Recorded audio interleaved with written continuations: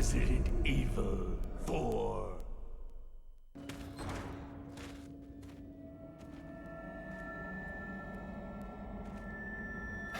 Where's everyone going? Bingo?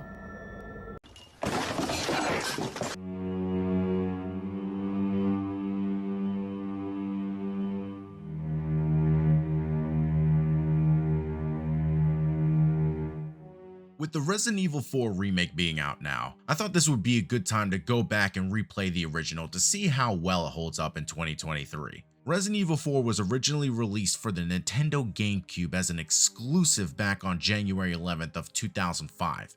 That was then ported over to the PlayStation 2 and a number of other re-releases over time. But we are here to talk about the PlayStation 2 version today. The story of Resident Evil 4 brings back classic character Leon S. Kennedy from Resident Evil 2. Leon went on to get special training working under the direct control of the president to protect his family. Leon is then sent to the mountain regions of Spain to locate and rescue the president's kidnapped daughter. Along the way on your journey, you will come across numerous characters, such as the return of Ada Wong and newcomers like Luis, Ashley, which we will speak on more in a bit, and the villains of the game such as Krauser, Salazar, and Lord Sadler. The game went through a number of changes through development with the gameplay. After having 3 installments of the franchise with fixed camera angles, they finally decided to change it up for this one to be an over-the-shoulder third-person shooter. The horror aspect still remains very slightly, but there is a big transition to a more action-oriented game this time around. There are a few things that they took out for this entry and some gameplay mechanics that I wish they would have kept.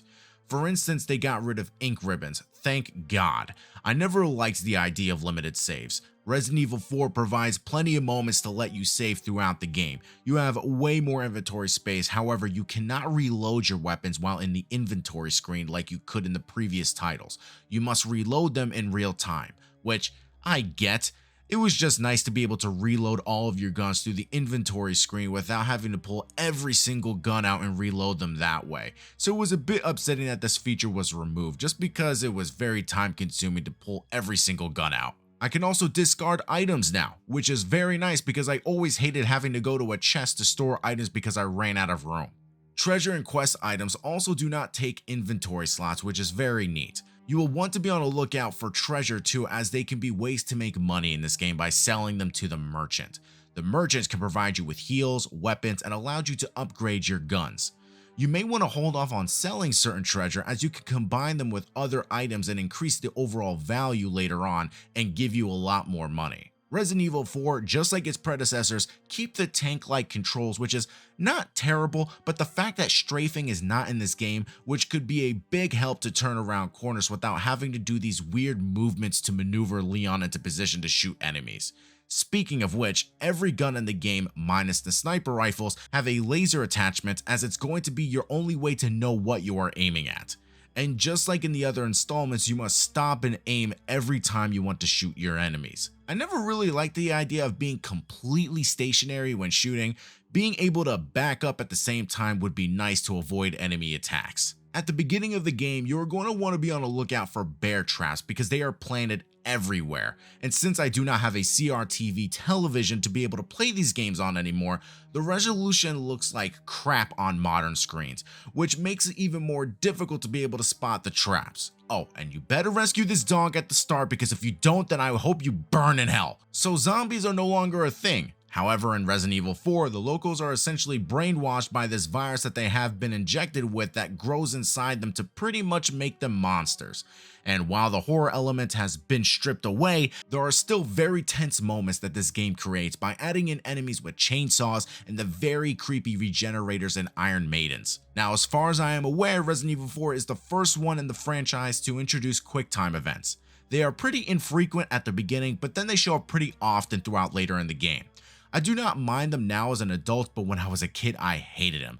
I think only because my reaction timing was crap back then. No longer do I have to sit through door animations now. I could just kick that motherfucker open now. The weapons of Resident Evil 4 are very diverse, from your standard pistol, the shotgun, submachine gun, sniper rifles, the Desert Eagle, and if you want to get crazy, you can utilize the rocket launcher. And once you buy a certain weapon, that weapon's ammo will start to appear more frequently for you to pick up. Lord Sadler was a pretty good villain. I don't understand his motives, but I don't think you need to in the end. Ultimately, he's just insane and creepy. I do like Salazar more as a villain though, as you deal with him most throughout the game and your interactions with him are very entertaining. I do appreciate some of the downtime moments where you can read memos left behind from the locals, giving their perspective on the whole situation about the ultimate plan and the aftermath of you coming to Spain and ruining everything for them. So now a big thing a lot of people talk about when it comes to Resident Evil 4 is that it's pretty much just an over-glorified escort mission,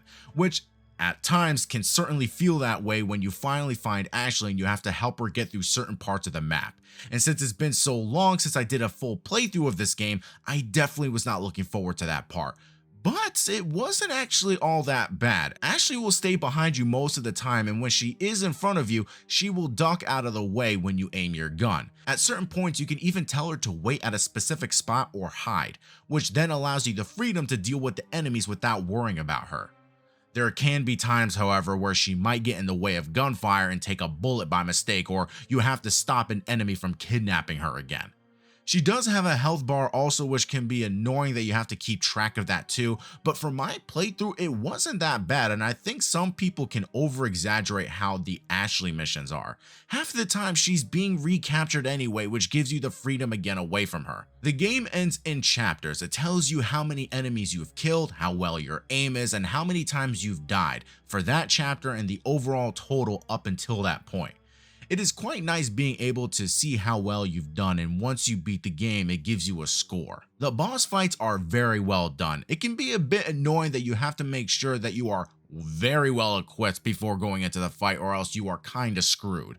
However, usually before you enter a boss fight, there is a merchant and a save point you can visit, and even throughout the fight there will be crates you can bust open for items to help you. So it's not completely hopeless, just be aware of how much ammo you are using. Pick your shots, use your items wisely, and sometimes you can just escape without having to kill everyone. But then the game allows you to have a new game plus, which you can then just steamroll through everyone if you want to for fun, and trust me, it's a lot of fun. Resident Evil 4 was so damn good. I rebought it for Steam for the HD version, so I will be playing through that one again just so I can have better resolution. My only issue with the HD version is that the controls have been changed around so much that it's nothing like the original and more like how you play Resident Evil 5. So after spending so many hours playing the original, this is going to take a while to get used to. I did receive a comment on whether or not I'm going to be skipping Code Veronica. What I'll say is this: I'm going to be playing the mainline numbered Resident Evil games first, then the remakes, and then I'll get to games like Code Veronica and all the other titles in the franchise like Revelations and such. And before I end this review, I am aware of the Mercenaries and the Ada Wong game modes. I haven't played them yet because I am more concerned about the main story mode, so I might make a separate video about my playthroughs of those different modes in the future, so be on the lookout for that. Guys, my name is Pedro Ordonez, also known as GameLight7. Please subscribe, comment, like, thumbs up, do whatever you guys can to support this channel. Let me know what kind of videos you guys would like to see me talk about in the future, and I will see you guys next time in my next video. Peace out.